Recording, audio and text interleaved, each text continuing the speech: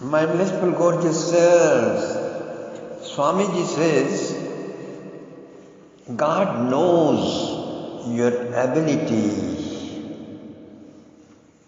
Your ability is only that of a commercial prayer and party and messy meditation and wisdomless actions. So, He has mercifully incarnated. He mercifully incarnates as one of us, as one of you, among you, and passionately, lovingly invoking you. Religions tell us how fiery and stormy their saints had searched for God.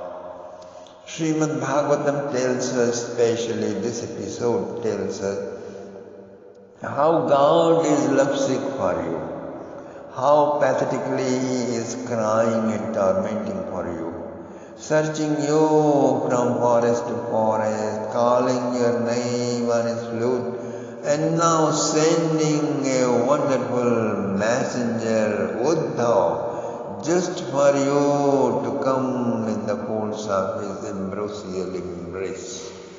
So, let us begin, my dear friends, the message of endearment.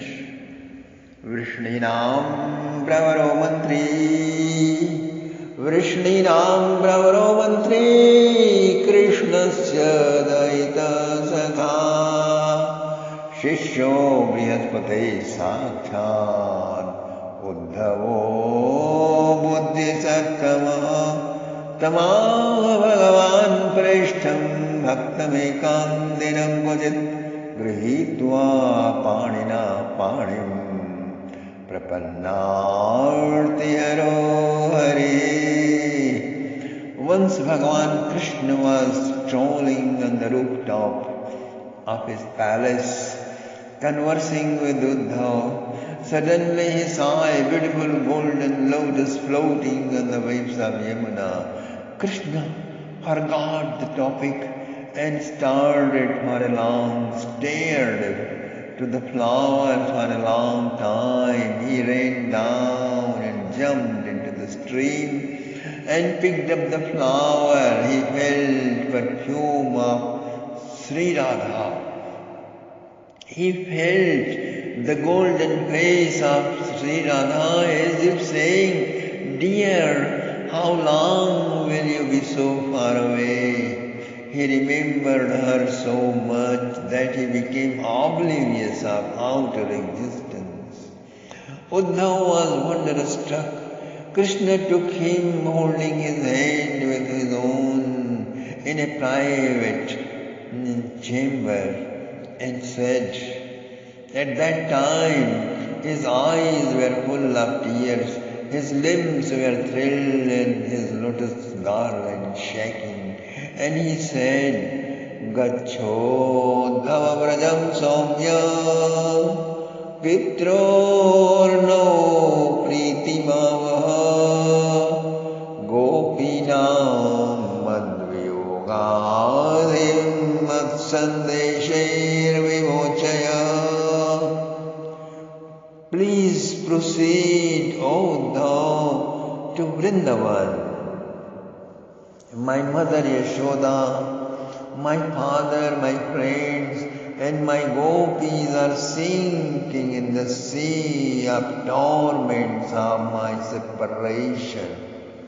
Go and enlighten them, bring in any way some pleasure, some peace for them. My message that I am fine and that I am tormenting for you exactly as you do may accomplish this purpose. Dear Uddhav, my gopis are manamanaska and matprana. Their mind, their vigor are in motion and gets enthusiastic only when they see me, they remember me. For my sake, they have sacrificed body and its related pleasures, tyakta daihikaha. They have also renounced the good and bad, righteous and unrighteous. The same gopis of mine are suffering continuously.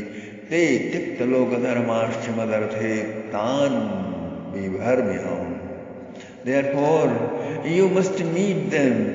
Uddhavji said, Dear Lord, if they have dedicated their very heart to you and renounced all physicality, then obviously they have become enlightened. So why worry? Obviously they have become enlightened. So why worry? Krishna said, You are right, Uddhav, but they say, Trutiriyugayate tvama pashyatam.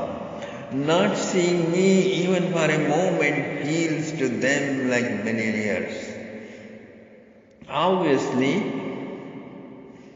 of all trusting my promise of coming back soon, they are propping up their life with great difficulty. Dharayantyajit krichrena praya pranan kathanjana. And dear Uddhav, they are my very soul, my very being, Vallavyo me madatmika. Therefore, friend, hurry up and fly unto Vrindavan. Sri Uddhavji said, Dear friends, O Sri Krishna, why don't you come with me? Let's go both together and live there. Sri Krishna replied, You are right, Uddhav, but my parents who suffered for me all these 20 years with the devotees of Mathura also cannot be neglected. Secondly, both aunties have infuriated Jarasandha. His attacks have started already. My emotional ties with Vrindavan may tempt him to destroy my beloved gopis' residences in Vrindavan. Uddhavji said, Then friend, why cannot we arrange your secret visit to Vrindavan? And Sri Krishna said, Because the momentary visits will not help, rather flare up their fire of tormentation. And Uddhavji said, Well then why cannot we just bring all the gopas and gopis in Mathura and offer them settlements? We have been doing this already with thousands of Yadavas. Let's get them here. And Krishna said, Then there will be bhava conflict, my dear. Here I am warrior form, there I am gopa form. Here I am Vrishninam Paradevata, Lord of all Yadavas. They touch my feet and place on their head the dust of my feet. Then there I am Gopanam Sujanaha, my friends over there climb over on my shoulders and back and drive me on key. They drive me in carry-on. I carry them. My mom binds me there, and here Mother Devaki hesitates even to bless me when I bow down to her in the morning. Mathurians feel lucky to find place to sit near my feet, but there they place their hand on my shoulders and feast me with their half-eaten morsel of food. There we dance together, playing on flute and pasturing cows. Uddhav, please try to understand. Flowers look beautiful only on the trees, in the garden, in the jungle. In whom it wells and dries down, bringing two streams of transcendental mellows together, it will be impossible to safeguard the ideals of the divine bhavas. Let these Aishwarya and Madhurya bhavas flourish and shine in their own separate power globe. Uddhavji said, in that case, okay, my Lord, give me your message, I am going. Suddenly Sri Krishna's face became like just going to be showering cloud. Whole world torments for Krishna, but for whom Krishna torments, there is no one in Mathura to talk about and reduce the sorrow. Let Uddhavji go and return in Brajmandal and return from there coloured in Vrindavan Bhav. Then he will be able to understand. There will be at least one person to talk to. Then with his context, many Mathurians will be integrated in that light of divinity. We will then have a circle, since there is no success of life without going to Vrindavan. And outside Vrindavan, in the whole world, there is no equal to Uddhav. But in front of gopis, how small and insignificant he looks has to be understood by Uddhavji and as well as by the whole world. So you cannot see a thing so well from too close, my dear friends. Move a far distance and you find it marvelous. Neem Karoli Baba and I stumbled together many times. He shook me at times, but all I thought about him, just a funny little guy. I knew his greatness when in America I came across the literary works produced as Miracle of Love. So, cannot feel so sweet about your native place or country until you go abroad and remember them from that far. So many poets have written their masterpieces and reminiscences of their poverty-stricken childhood days in remote rural areas where they were very opulent and famous. Okay? Now Sri Krishna and Uddhav came to Balramji. He was pleased and blessed him. Then they came to Mother Rohini. Her face turned red. Tear-eyed, she said, almost crying, "Son, can you console Mother Yashoda through a representative? Isn't it impossible? Krishna is crying now. What else can be done, Mother? There is no other way." Uddhav bowed down to Mother Rohini and she blessed him. They came back to Krishna's palace. Krishna took off his gems and jewels and crown and earrings and even clothes and necklaces and flower garlands and perfume. Then he fixed Uddhav as himself, decorated as himself. At the moment of departure, Uddhav is a bit sad, thinking on coming days he will be missing Krishna and his devotional services. And Krishna knew, he said, "Dear friend, I am always in Vrindavan, Vrindavanam parityajya padamekam na gacchami." Not even for a single step I go away from Vrindavan. Only a small part of me is here in Mathura. You are not going to miss me, but find me in fullness. Service of my own is the only real service of me. Therefore, you will not be going astray from my service at all. While talking all along, they were walking and a charioteer was driving an empty chariot. It was a different one, more opulent than one on which Akrura brought Sri Krishna. Krishna now stopped and lovingly looked at Uddhav and asked him to be seated on the chariot.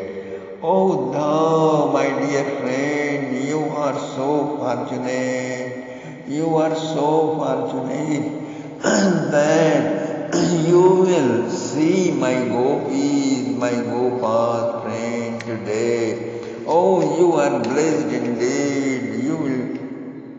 You will talk to them. How fortunate you are. Then remembering his pastimes with those lovely gopis, his tears began to flow, not stopped. This heart thrilling, his heart thrilled and stood as a painted picture. Sri Rupa Goswami sings, Smaram, Smaram, Pranayanividam Vallavi Keri Lakshmi Dirghot Jadi Maradayas Tatra Chitrayito Bhut. Dear Uddhav, drive down your chariot to Yamuna and Saraswati rivers union place, then to the grove of Ambikavan, where we used to celebrate Shivaratri festivals every year. Then you will see Yajnavatika Bower, where Yajnik ladies had feasted us. Big lunch, the whole vicinity is still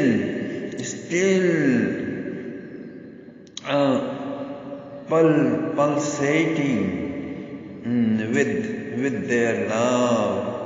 Go fast, my dear, and see that place where I used to resound the entire vicinity with my flute sound every evening. Yama sadhya prahita murali kakali dutikoham Sayam gopi kulamakaramam Sayam gopi kulamakaram Samine pathyanadyam. There the dancing peacocks, sleeping deers, cooing cuckoos and shaking trees of banana, tal, tamal and kadamba will welcome you with their lush green waving branches. There is the place called Vidyutkari, now known as Bijuwali village, my dear friends, where gopis had gathered to give me last farewell. Great electric pain had struck their heart, driving them to divine lunacy in love. They had fallen fainted all around. Their pain is still throbbing through each element over there. Pashyanti nam chakitam labdha sangaschatangai Mamuttanga vyasana visarai kamamanmadinam Tasam vidyuttara navapusham vallavinam Prapatat vidyutkarim kamayadijano Dakshinam kasya kaksham. I have heard my footprints are still preserved there under shades. The gopis calm as addicted, although it rouses their heart pain all the more. Still, because it is my pain, in my remembrance, they take it as most holy and sacred. They kindle ghee flame. They kindle ghee flame. They remember. In my remembrance, they take it as most holy and sacred. They kindle ghee flame and burn incense every dawn and dusk, and with tearful eyes, bow down to that shrine of my footprints. You will drive your chariot fast, O thou, and stop as soon as you spot out huge marble mansion, flying high, adorned and illuminating with gems and garlands. There lived my mother Yashoda, my father Nanda Baba, bow down to both of them in my name. Oh, I remember